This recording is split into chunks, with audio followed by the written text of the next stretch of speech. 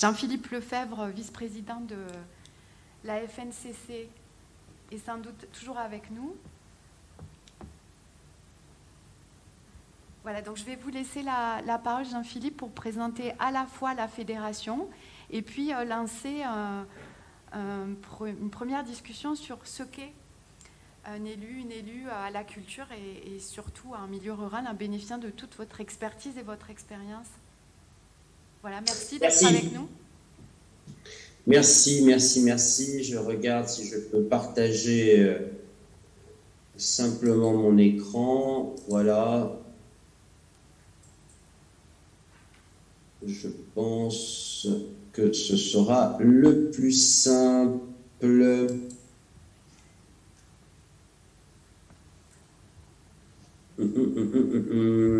Est-ce que c'est bon pour vous?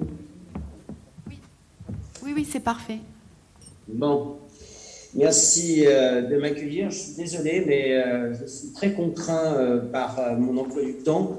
Et donc, il faudra absolument que je vous quitte à 10h45. Et voilà, je suis un garçon de l'Est, donc j'ai une relation un peu, en plus de la frontière suisse. Donc une relation un peu particulière avec la montre et les horloges.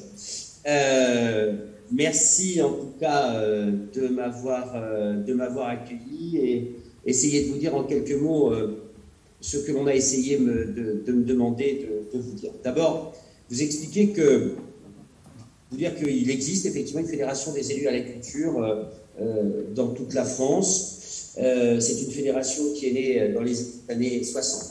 Je vous en dirai quelques mots. J'en ai été le président pendant 3 ans. C'est une structure pluripartisane parce que la culture est une politique au même titre que d'autres. Ça n'est pas un dispositif. Moi, je suis un politique. Je ne suis pas un permanent, je ne suis pas un fonctionnaire. Je suis un politique et je pense en politique. Et ce que je veux dire par là, c'est qu'on a le droit, et je crois que c'est très important, d'avoir des points de vue, pas forcément politiciens, hein, mais dans le sens de la gestion de la cité, qui ne sont pas les mêmes que d'autres. On peut avoir des avis divergents, on peut avoir des avis convergents, mais en tout cas, je crois que ce qui est très important, c'est de donner à la culture, à la politique culturelle, un sens, et ça, c'est le politique qui lui donne le sens. Il me semble en tout cas. Donc, cette fédération, en quelques mots, elle est née en 1960, c'est très simple. Quand le grand homme, c'est-à-dire André Malraux,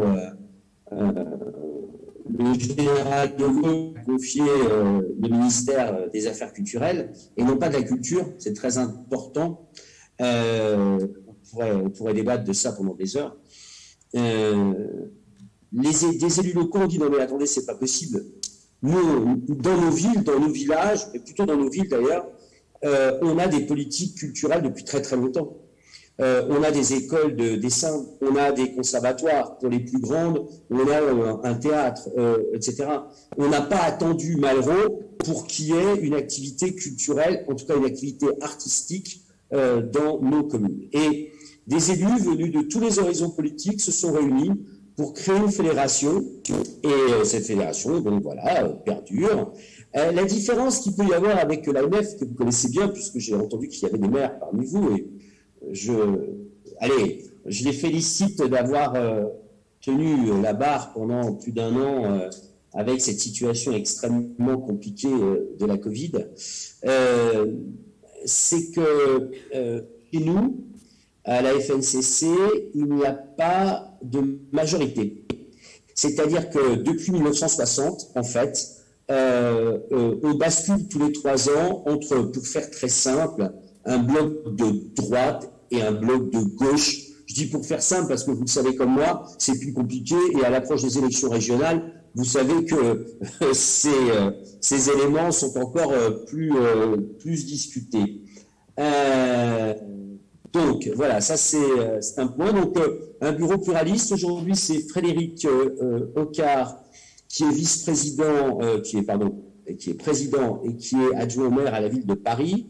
Et donc un bureau qui est à parité. Par contre, on se débrouille. Alors à parité, je précise d'ailleurs, à parité aussi bien politique, on essaye, c'était ce que voulaient nos fondateurs, hein, que les grands courants de pensée politiques soient représentés, et je crois qu'on essaie de le faire avec intelligence, et à parité, bien sûr, au bureau entre les femmes et les hommes, puisque c'est aussi, je crois, un sujet qui mérite d'être porté.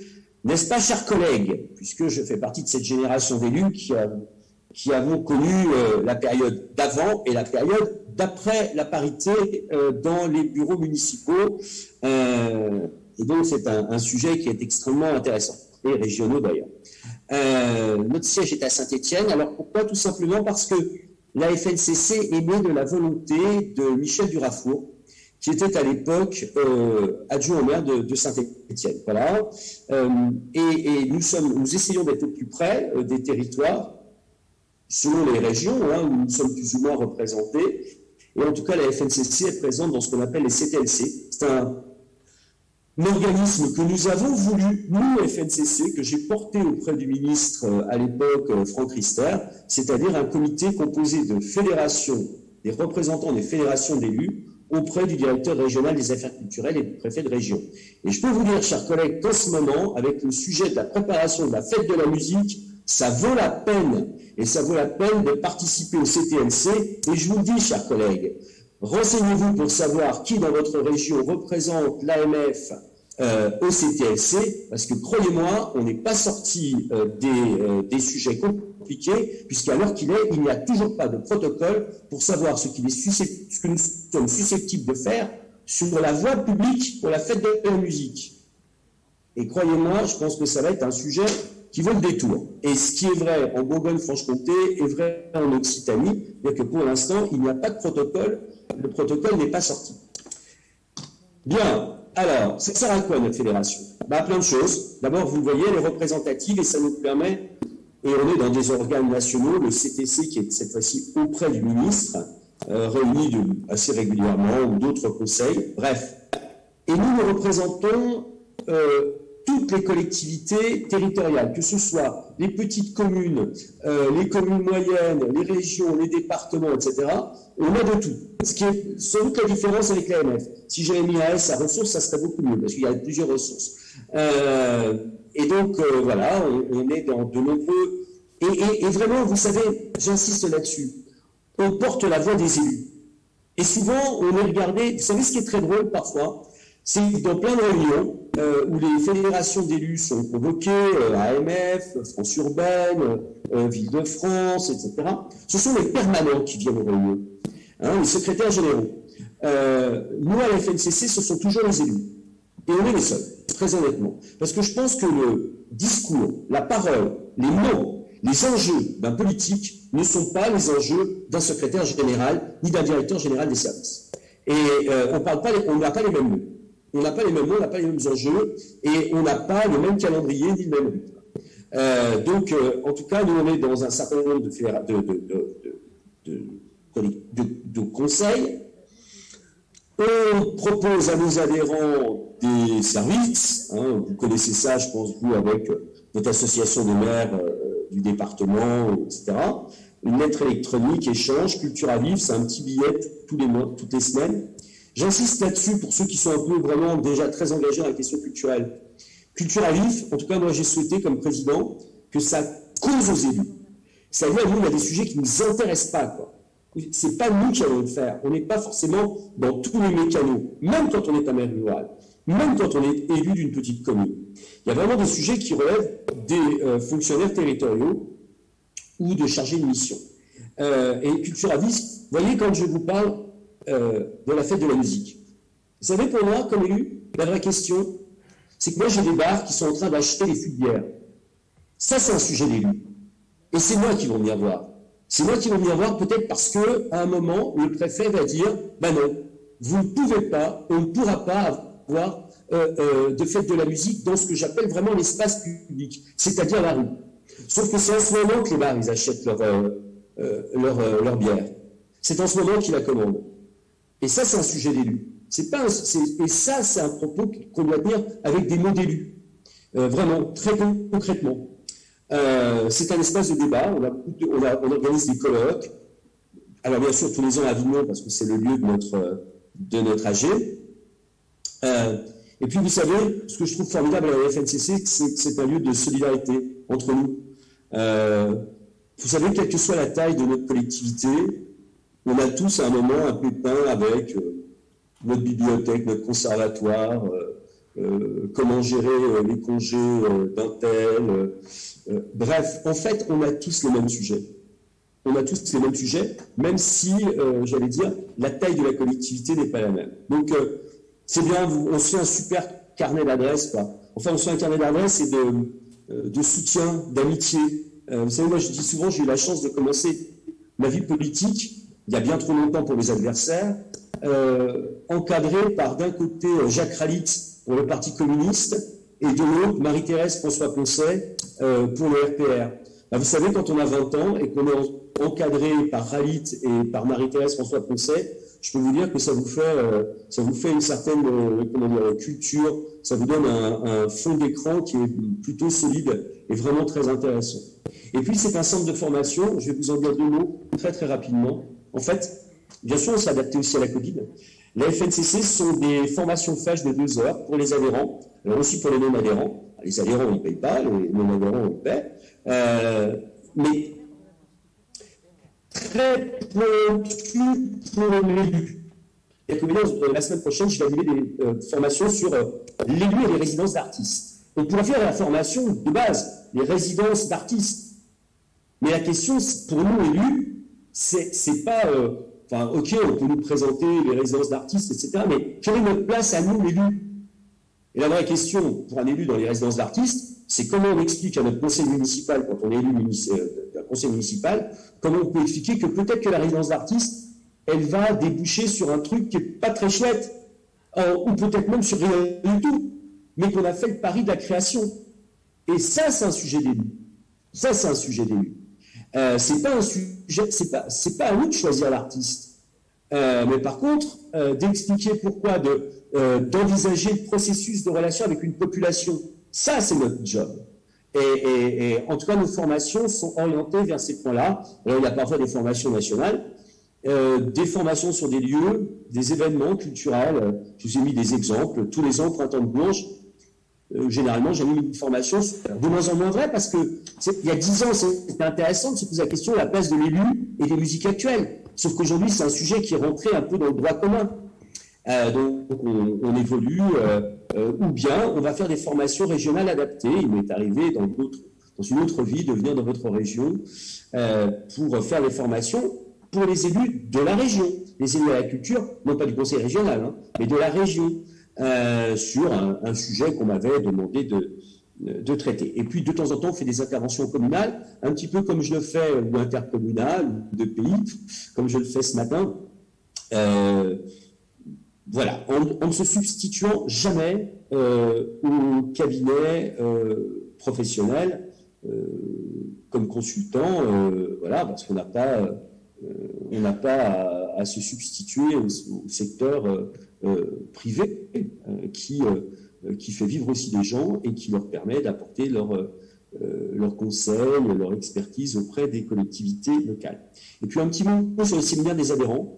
Alors ça, c'est après chaque conseil d'administration ou avant, on traite un sujet et on fait venir un grand témoin en présentiel et en distanciel, hein, parce que maintenant on s'est tous très très bien adaptés à cette question, vous imaginez bien. Et je peux vous dire qu'il y a quelques temps, on en a fait un notamment sur les pratiques culturelles des Français. Hein, il y a des documents qui sont sortis, et notamment sur les pratiques culturelles des Français après la Covid. C'est passionnant, enfin, pendant la Covid. C'est passionnant, et je pense que pour des élus, c'est très important d'avoir... on n'est pas obligé de se taper les 250 pages hein, du rapport. Et je crois que c'est intéressant d'avoir une petite idée du sujet. Si je l'avais résumé, hein, pendant très longtemps, on a cru que le numérique, dans l'étude précédente, c'est génial, depuis 1973, tous les 6 ou 7 ans, il y a une étude. Donc ça permet de suivre. La précédente, on voyait que les gens qui utilisaient Internet, le numérique, étaient aussi, dans le domaine culturel, étaient aussi des gens qui sortaient, qui allaient au théâtre, qui disaient, etc. En fait, le numérique est un élément complémentaire. Il s'est passé quelque chose. Il s'est passé 2 choses. D'abord, la génération qui est en train de monter, elle est totalement numérique. Totalement. Alors, je sais bien, il y en aura toujours une ou un qui m'expliquera que son petit-fils, sa petite-fille, son fils ou sa fille lit. Ouais, ok. C'est une situation, c'est peanuts. Aujourd'hui, vous avez des générations qui sont totalement numériques. Totalement. Voilà. Donc, ils n'ont plus les autres supports. Et puis, il s'est passé quelque chose avec la Covid, c'est que ceux qui avaient encore les codes anciens de la culture, c'est-à-dire vous, pour beaucoup, j'imagine, moi j'ai 57 ans, donc les baby-boomers, hein, eh bien, on a basculé dans le numérique avec la Covid. Et donc, ça pose de vraies questions sur la façon dont on imagine des projets, des équipements culturels dans nos territoires. Mais c'est une autre histoire. En tout cas, vous voyez, c'est ce genre de choses qu'on fait ensemble. Et c'est vraiment très intéressant d'avoir ces séminaires avec les adhérents. Bon, votre équipe m'a demandé très rapidement de vous dire finalement, vu de ma fenêtre et vu de la fenêtre de la FNCC, ce qu'était le rôle de l'élu. Et peut-être que pareil, il fallait d'abord se dire ce que c'était. D'abord, vous avez vu, je parle de politique culturelle plutôt que de culture. Parce que la culture, ça ne nous appartient pas. Enfin, ça ne nous appartient pas. La culture, ce sont des codes. Il y a une culture, il y avait une culture bourgeoise, une culture ouvrière, une culture paysanne, une culture du pays de X, etc. Ce sont les codes. Ce sont les codes. Moi, je vous parle de politique culturelle. C'est quoi une politique culturelle, finalement? C'est quand la puissance publique intervient pour faire partager des codes ou non. Mais nous, la politique culturelle, c'est comme la politique sportive. On a entre les mains des vecteurs, mais on n'est pas sur le produit lui-même. Bon. Prenons un exemple. Les musiques actuelles.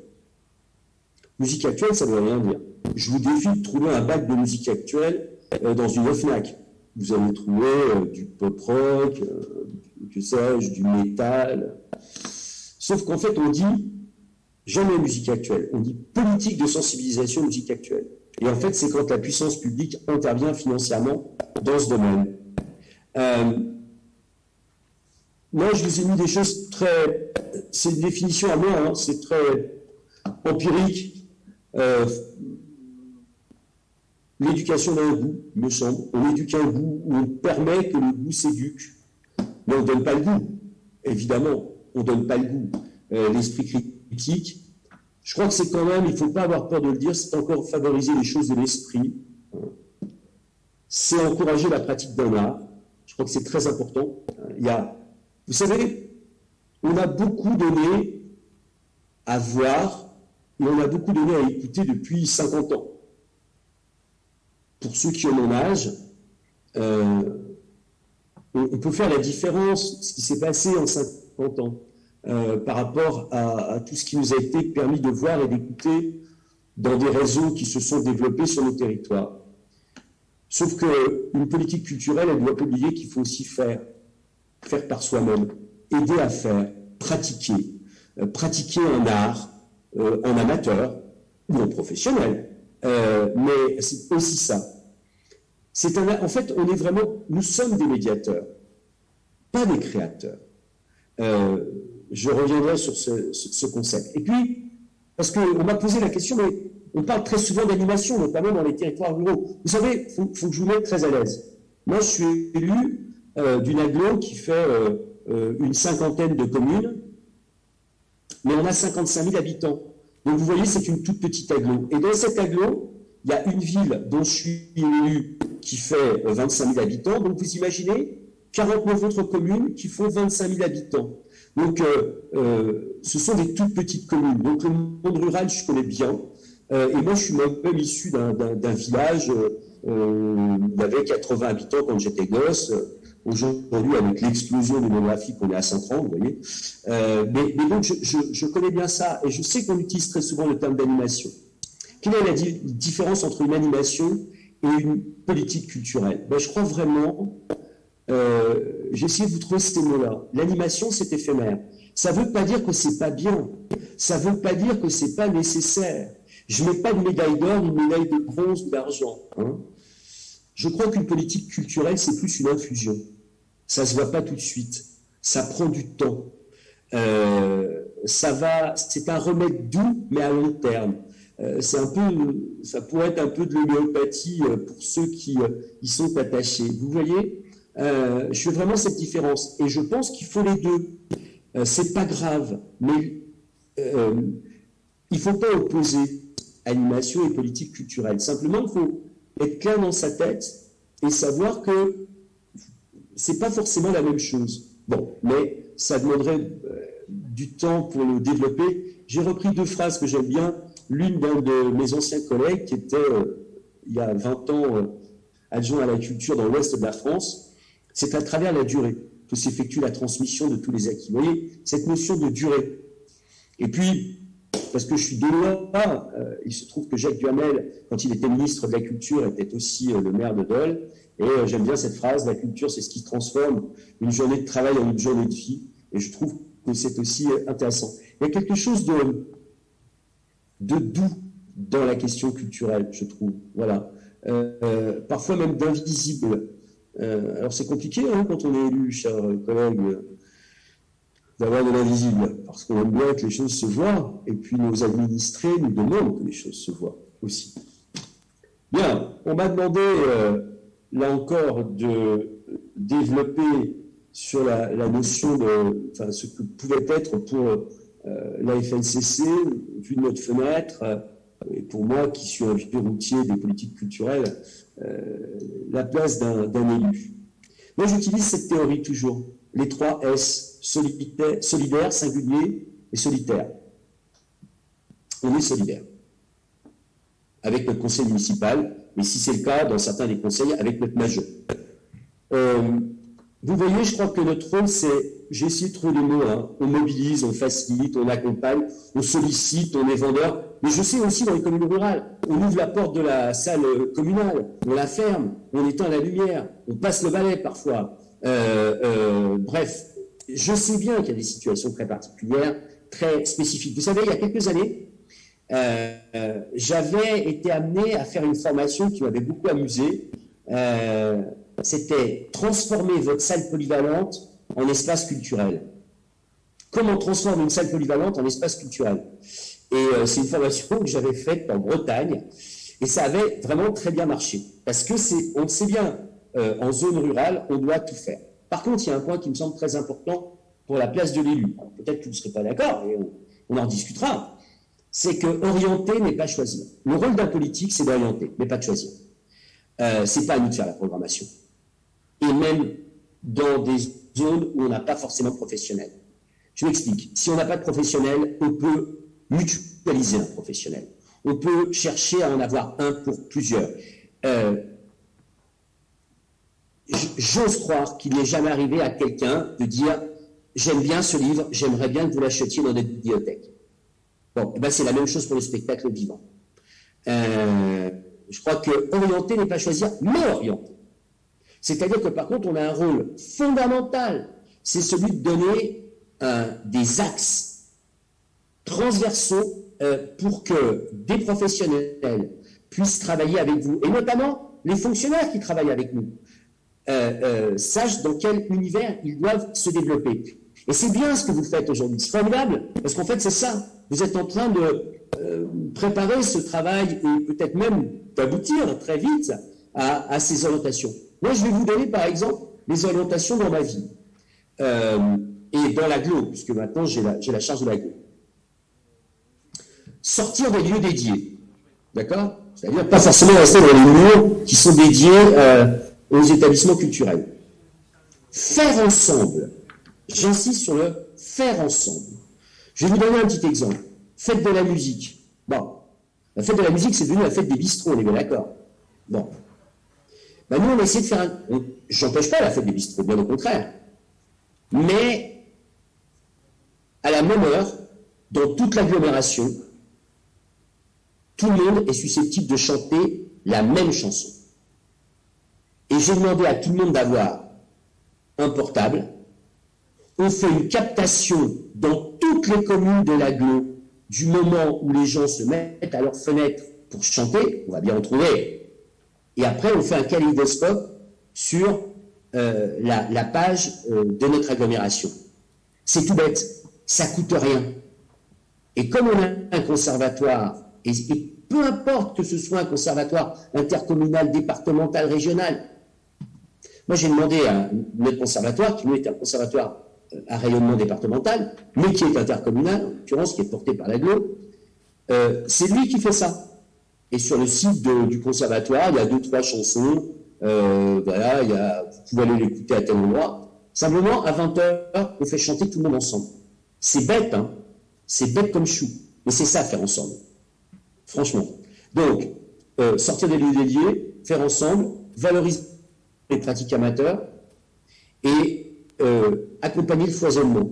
Vous voyez, quand je dis accompagner le foisonnement, ça veut dire accepter toutes les diversités, ne se moquer de personne, et prendre en compte, et on pourrait le développer, c'est la question des droits culturels, prendre en compte les gens là où ils en sont. Je vous donne un exemple. Dans mon agglo, ça fait plus de 40 ans, dans mon territoire plutôt, on a une opérette depuis 40 ans, 45 ans même. Je n'ai pas besoin de vous dire que j'ai plein d'acteurs culturels qui moquent, qui trouvent que c'est vieillot. Peut-être. Mais moi, je n'ai pas envie de m'en moquer, et je ne me moque pas des gens qui le font, et je ne me moque pas des gens qui y vont. Vous savez pourquoi? Parce que je suis élu. Et que moi, mon problème, ce n'est pas le public. Moi, mon problème, c'est ma population. Et vous savez comme moi, chers collègues, que la population, on lui donne des noms différents selon le moment de notre mandat. Ce sont nos administrés, ce sont aussi nos électeurs, ce sont nos contradicteurs, ce sont nos voisins. Vous savez, moi j'ai l'habitude de dire, on trouve très souvent ça dans les documents qu'on nous fait signer avec, je crois qu'il y a des représentants de la DRAC, que je salue, s'ils sont là, on doit aller chercher les nouveaux publics. Moi je le connais, le nouveau public, c'est mon voisin. Il a la tête de mon voisin, il a le visage de mon voisin. Donc nous, c'est ça, d'être élu. Et donc de prendre en compte les attentes aussi du public tel qu'il est, enfin de la population telle qu'elle est, sans s'en moquer et sans estimer que c'est ringard.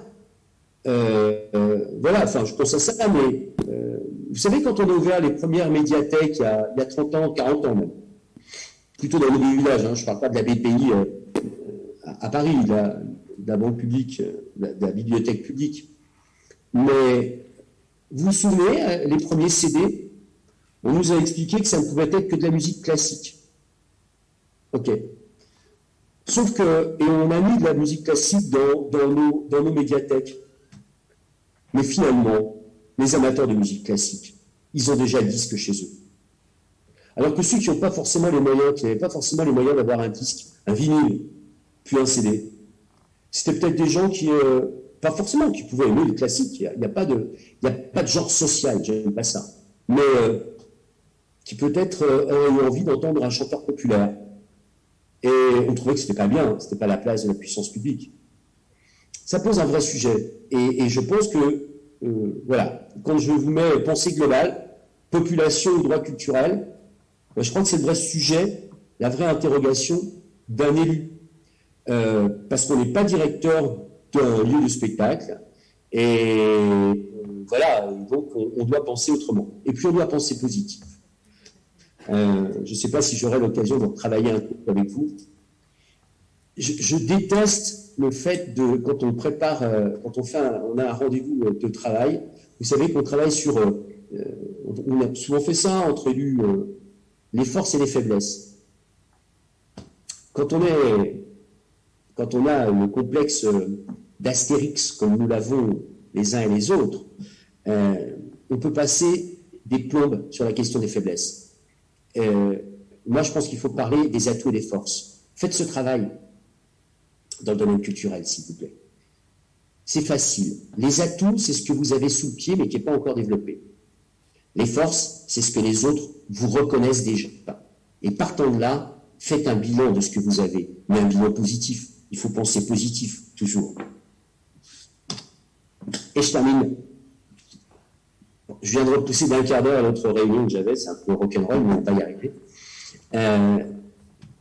Voilà, je connais bien le monde rural, et je sais que vous devez tout faire, sans moyens, mais on peut aller en chercher. Je sais aussi que certains partenaires, que ce soit les conseils régionaux, l'État, sont très attentifs aux politiques de pays, aux politiques de communautés de communes, d'agglomération. J'ai utilisé ce terme d'un autre élu jurassien, Edgar Faure, peut-être les plus anciens ont connu, l'indépendance dans l'interdépendance. Je crois que c'est ça la réponse aujourd'hui au sein d'un territoire qui est un concept géographique et au sein des communautés de communes ou des pays qui sont des institutions. Moi, je pense que il ne faut pas se substituer aux élus communaux. C'est, de mon point de vue, 2 vice-présidents chargés de la culture dans une agglo. Je ne me substitue pas à eux.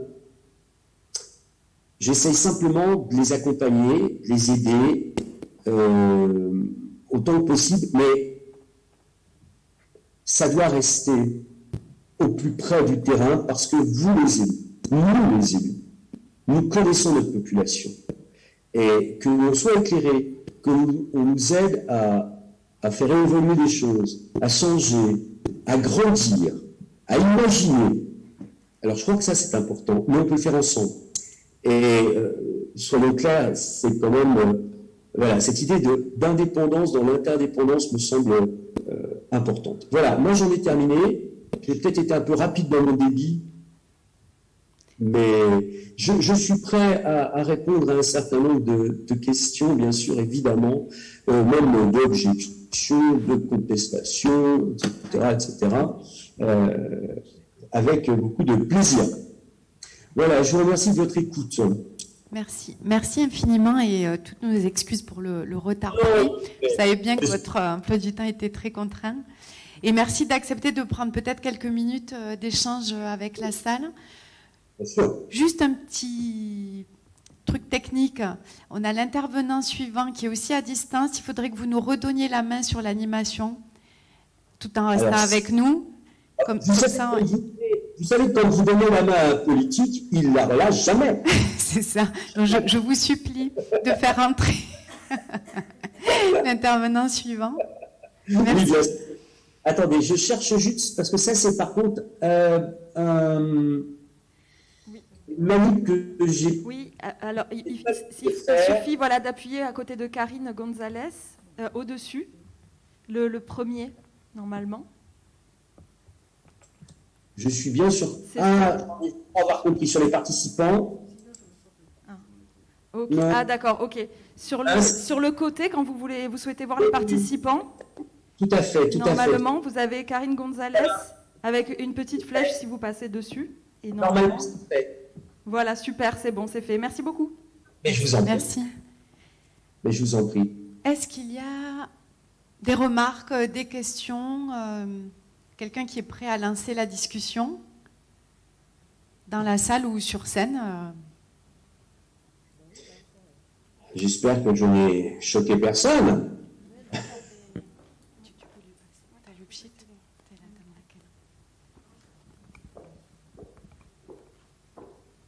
Bonjour, non, j'étais intéressée, et peut-être vous pouvez développer. Excusez-moi juste, est-ce que vous pouvez vous présenter comme ça, ça permet de... Je suis adjointe à la culture de la mairie de Port-Vendre, voilà, sur la côte Vermeille. Oui, c'est chouette.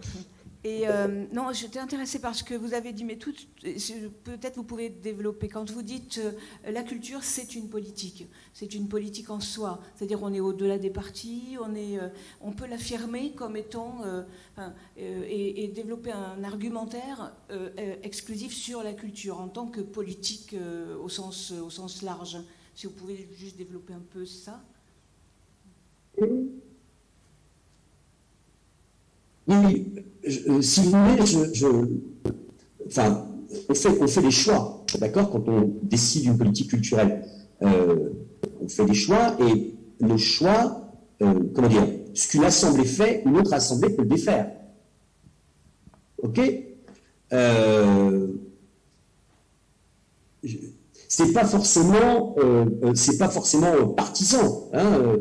Après, on a le droit. Moi, vous savez, je suis engagé depuis l'âge de 18 ans dans un parti politique. Donc, je fais de la politique depuis l'âge de 18 ans, enfin même un peu plus tôt d'ailleurs. Donc, c'est important d'avoir des convictions. C'est important et si vous voulez, je connais des communes, et quand je dis ça, je ne jette pas la pierre, hein, soyons simples là-dessus. Et on peut envisager ce qu'on appelle une politique culturelle de ville, de commune, en se contentant d'additionner les projets des établissements culturels, c'est-à-dire que votre conservateur, votre directrice de bibliothèque va vous dire en disant « j'aimerais bien faire ça », alors on dit « oui » ou « non »,« oui plutôt », mais c'est pas votre politique, c'est le choix de votre directrice de la bibliothèque. On peut aussi additionner les nombreux événements proposés par du calendrier du ministère de la Culture. C'est-à-dire que si vous faites la journée du patrimoine, la fête de la musique, la journée des métiers d'art, etc., et on peut dire, mais ça, c'est une politique. Voilà, on fait de la culture chez nous. Oui, mais c'est pas une politique. C'est un calendrier. Je vais prendre l'exemple vous voyez, de sortir des lieux dédiés. Ça peut paraître un mot comme un autre. En quoi ça devient une politique? Moi, je dis, il faut qu'on sorte des lieux dédiés. Alors, j'avais 2-3 idées dans ma tête, mais j'ai aussi mes collabs, l'équipe, à qui je dis en début de mandature, écoutez, voilà les 4 axes. Vous vous situez où, vous, sur ces 4 axes? C'est-à-dire que, prenons l'exemple, compliqué, hein? Musée des Beaux-Arts, Musée de France, musée très orienté sur l'art contemporain. Vous vous situez où dans sortir du lieu dédié? Donc ça, c'est orienter, mais pas choisir. Je précise. Eh bien, la conservatrice m'a dit, écoute, on pourrait recenser toutes les grilles qu'il y a dans la ville, et on va faire des grandes copies des œuvres contemporaines on va mettre des photos d'art contemporain dans toute la ville de ce qu'il y a dans le musée. Ok, on sort du lieu dédié. Ensuite, on a dit, écoute, on pourrait aussi mettre des copies des tableaux dans les vitrines des commerces. Super, avec une petite explication. On sort des lieux dédiés. Vous, comme moi, vous devez avoir des commerces qui sont parfois vides. On en a fait des galeries éphémères. C'est-à-dire que la ville loue elle-même des commerces pour 2 mois. Et on propose, alors cette fois-ci, plutôt aux artistes amateurs. Parce que c'est important, vous voyez, quand je parlais des droits culturels, de marcher sur ces 2 jambes, et bien d'occuper pendant tout l'été des commerces vides pour en faire des galeries éphémères. On est sorti des lieux dédiés. Vous voyez, mais il y a une vraie volonté, c'est pas, tiens, quelles sont les expositions du musée, quoi. Ça, c'est de l'administration de gestion. Il en faut, c'est très important. Mais on doit avoir à côté quelques axes très simples qui appartiennent aux politiques et qui en font que peut-être que le jour où je ne serai plus aux affaires, où je serai battu, un successeur proposera d'autres axes et ce sera sa politique. Et c'est en cela que je parle de politique, comprenez-vous?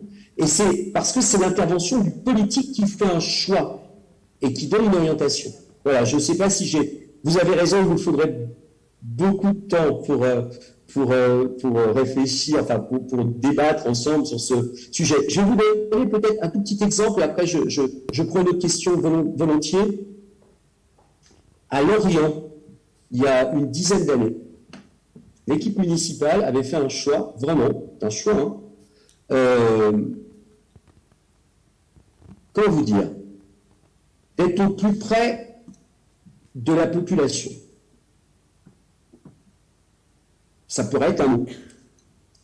Sauf qu'ils ont supprimé le service culturel central, ils ont décentralisé des agents de la collectivité dans tous les quartiers de la ville de Lorient, et ils ont imaginé des politiques qui se faisaient avec les gens. Je vais vous donner un exemple. Pour les fêtes de Noël, ils ont arrêté d'acheter des guirlandes chez Blachère ou chez Leblanc, hein, pour ceux qui sont habitués à passer les marchés des décorations de Noël. Et ils ont travaillé avec les commerçants et ils ont fait venir une résidence d'artistes de plasticiens et ils ont détourné des objets pour en faire des décorations de Noël. C'était génial.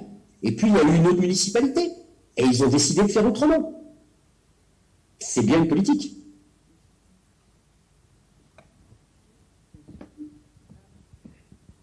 Oui, bonjour. Ce ne sera pas une question, c'est peut-être un complément d'intervention, puisque je prendrai la parole un peu plus tard dans la journée, mais j'ai le sentiment, donc je suis Sylvie Castel, je travaille à la Direction régionale des affaires culturelles, DRAC Occitanie. Il y a peut-être un mot qui a été dit très subtilement, ou très peu, ou trop peu, en tout cas j'ai bien entendu ensemble, mais je n'ai pas entendu rassemble. Et la culture rassemble, et je vais vous dire pourquoi aussi, alors je vois que vous faites une moue, mais je vais aller jusqu'au bout de l'idée, c'est... à plusieurs reprises, j'ai le sentiment qu'on oppose les partenaires les uns aux autres, que peut-être l'État peut être à côté aussi, ou qu'on attend quelque chose de lui qui n'est pas dans le temps, qui ne répond pas assez vite, ou peut-être qu'il n'apporte pas la réponse attendue exactement. Mais moi, je pense que l'évolution aussi de l'institution gouvernement et de ses représentations dans les territoires, je parle des préfets, des sous-préfets et des agents du ministère de la Culture, donc des DRAC, va jusque dans l'idée de faire équipe avec vous, de vous aider à trouver des solutions pour quelles que soient les situations, qui ne sont pas que des situations, que des solutions financières, pardon, mais c'est aussi des solutions de conseil, des solutions de relais de proximité où on va vous mettre en relation avec les bonnes personnes aux bons endroits, parce que l'administration est telle aussi que peut-être vous n'avez pas affaire au bon interlocuteur, votre question n'arrive pas au bon moment, et de là on est dans des délais que vous pouviez évoquer tout à l'heure. Donc moi ce qui m'importe aussi de vous dire, c'est ça ne résoudra pas, ça n'épuisera pas le sujet de qu'est-ce que c'est être élu en milieu rural ou élu à la culture d'une manière générale, quelle que soit l'échelle de la collectivité, quelle que soit la collectivité. C'est de dire aussi qu'on fait équipe. Et sur le sujet culture, qui est un sujet transversal, qu'on retrouve dans des questions de justice, d'éducation, d'agriculture, quand on parle des lycées agricoles, vous parliez des bars, évidemment la fête de la musique a un impact important culturellement et économique aussi, puisqu'on fait aussi des forums entrepreneurs dans la culture, on le voit bien. Mais c'est de dire on fait équipe. Il n'y a pas l'élu culture seul qui essaie de trouver des solutions à tout et de trouver le sens de sa politique qui a fait partie du projet du maire, de l'équipe municipale en charge, à qui on a donné les commandes. Mais c'est de dire voilà, vous avez un certain nombre d'acteurs qui travaillent à vos côtés pour vous aider à mener à bien ce projet qui est le vôtre dans le respect du projet gouvernemental. Et il se trouve que dans le pays, j'ai le sentiment qu'on avance assez bien sur cette piste-là et que les sous-préfets, le sous-préfet Jean-Marc Bassager fait un boulot assez exemplaire en la matière. Je crois qu'il est vraiment au contact des uns et des autres et agit un peu, que ce soit sur des sujets patrimoniaux, aussi bien que sur des sujets de musique actuelle ou de très grands festivals. Mais on arrive à faire équipe et à trouver des solutions. Voilà. Je pense que ce mot rassemble, même si on peut jouer toute la journée sur toute la sémantique autour de la culture. Hein. Là, on pourra dire. Voilà. Mais tant qu'on y est et que c'est le début de la journée, j'apporte ma pierre au champ lexical de la culture et j'aime bien ce mot rassemble et vous dire aussi on fait équipe. Donc service de l'État dans toute cette dimension. Et là, je pointe aussi l'autre casquette d'Alix, éducation nationale. Puisque évidemment on travaille ensemble sur ces questions. Voilà, c'était aussi une façon pour moi de vous signaler ma présence. Voilà. Sauf que peut-être, si vous me permettez, rassembler, ça veut dire qu'il y a quelqu'un qui est à l'origine de ce rassemblement. Et donc, on pourra en parler effectivement très longtemps. Mais où je vous suis complètement, et puisque c'est une situation que vous connaissez, que je connais aussi très bien chez moi, c'est le rôle fondamental, me semble-t-il, des sous-préfets. Moi, je suis un grand défenseur des sous-préfets dans les territoires, parce qu'ils sont au plus près des élus, et ils connaissent le maillage, ils le connaissent très bien, et je suis heureux de l'entendre dire de quelqu'un de la DRAC, parce qu'il me semble que ce n'est pas un point de vue qui est toujours partagé en centrale. Mais je suis ravi de l'entendre. Et je trouve qu'effectivement, c'est fondamental. C'est vraiment fondamental. Et quand on a la chance d'avoir un sous-préfète, qui est sensible à ces questions-là, ou qui a été délégué par le préfet, pour gérer ces questions, c'est vraiment très très bien. Vous avez tout à fait raison. Je souscris complètement à votre réflexion. Je crois qu'il y avait d'autres questions. Je fais très attention parce que j'ai mes étudiants qui vont me massacrer. La dernière. Je suis Peter Petersen et je viens de Serra-Longue. Mais premier rôle, c'est je ne suis pas un consommateur de la culture, je suis producteur. Oui. Et ça veut dire, moi, je suis aussi un étranger et je me trouve ici avec un pays laïque. Qu'est-ce que vous voulez avec la culture? Où allez-vous? Vous n'êtes pas un pays confessionnel, on cherche un but dans la vie, mais quel est votre but? Qu'est-ce que vous voulez avec la culture? J'ai l'habitude, je ne vais pas forcément rentrer dans tous les détails, je vous ai dit que j'étais un garçon de l'Est, j'ai passé beaucoup de temps en Allemagne. Je crois que c'est le chef de l'État qui a cette phrase: si la République est laïque, la société ne l'est pas forcément. Je ne voudrais pas me tromper sur ma citation, mais en gros, elle dit la chose suivante. Effectivement, la République est laïque. La République est laïque, mais après tout, ensuite, dans le cadre de la société, chacun a le droit d'avoir la philosophie qu'il veut. Et peut-être, je vais essayer d'apporter une précision sur ce que j'ai dit, et votre question m'interroge évidemment. C'est que je pense que le politique, lui, n'est pas dans l'acte de création. Nous sommes des vecteurs, nous sommes des médiateurs par rapport à un projet. On n'est pas peut-être que certains élus sont eux-mêmes créateurs, sont eux-mêmes artistes. Quand je parle de créateurs, je parle d'artistes. Mais dans la plupart des cas, notre rôle, c'est de mettre en relation, pour celles et ceux qui le souhaitent, des artistes avec une population. Et ensuite, il appartient à chacune et à chacun, c'est selon, de s'emparer de l'imaginaire de l'artiste pour grandir et pour se nourrir. Voilà, et je n'irai pas plus loin parce que après, on peut être porté selon l'idéologie politique qui nous nourrit, soit en pensant que l'unité du groupe, la puissance du groupe est un moteur pour faire évoluer la société, et d'autres vont pouvoir penser que c'est par l'effort personnel, individuel, et dans la libération des énergies individuelles que l'on fait changer la société. Mais ça appartient à chacun. Je veux dire, moi j'ai pas... voilà, j'essaye de... Juste, je comprends bien votre question, mais honnêtement, dans les pays à vocation qui possèdent un concordat, je pense à l'Allemagne, la question spirituelle, si je puis dire, n'a pas forcément d'impact sur les choix des politiques artistiques. Non, je ne sais pas, je peux me tromper, hein. Voilà, j'ai pas le sentiment. Même quand on appartient à des partis, je pense à la démocratie chrétienne en Allemagne, à la CDU.